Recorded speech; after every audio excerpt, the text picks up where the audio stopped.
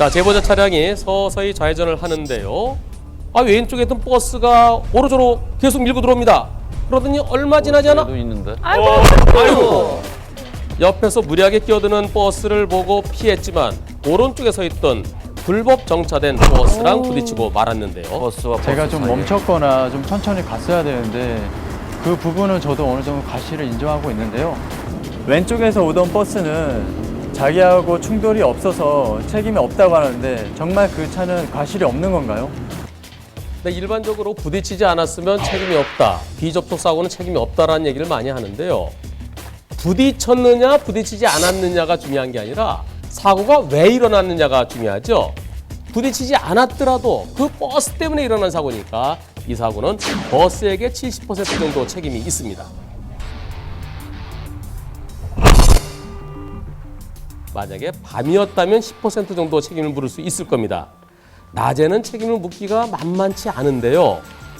물론 상황에 따라 10% 정도 책임이 인정될 수도 있습니다. 만약에 자기네 쪽에 과실을 물을 경우에 그때 당시 버스에 있었던 승객들하고 버스 기사를 병원에 입원시킨다고 말을 했거든요. 아주 건장한 어른이 딱 서 있는데 3살짜리가 옆에서 툭 붙으니까 2번. 그 건장한 어른이 나 입원하겠다? 이 말이 됩니까?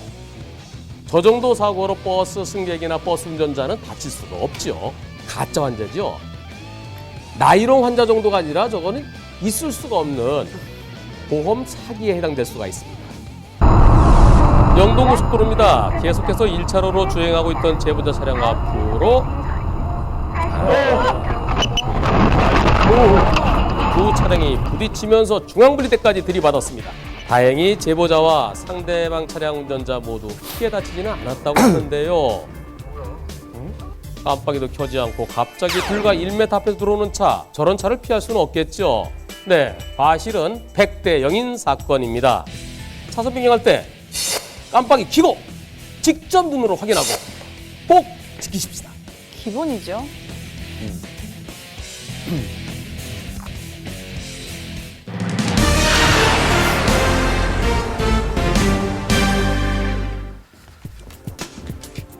뭔가 많이 모여 있을 때 우리는 백화점식이라는 표현을 씁니다.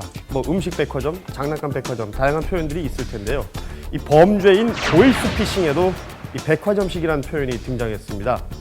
나는 아니겠지라는 순간 누구나 당할 수 있습니다. 신종 보이스피싱 수법을 현장에서 취재했습니다. 중국의 한 아파트, 공안이 강제로 문을 열고 들어갑니다. 중국 보이스피싱 조직 검거 도중 발견된 것은 놀랍게도 한국 사람들의 신상정보 리스트, 한국을 대상으로 범행을 벌이다 적발된 것입니다. 왜 그건 우리나라가 선택이 됐어요?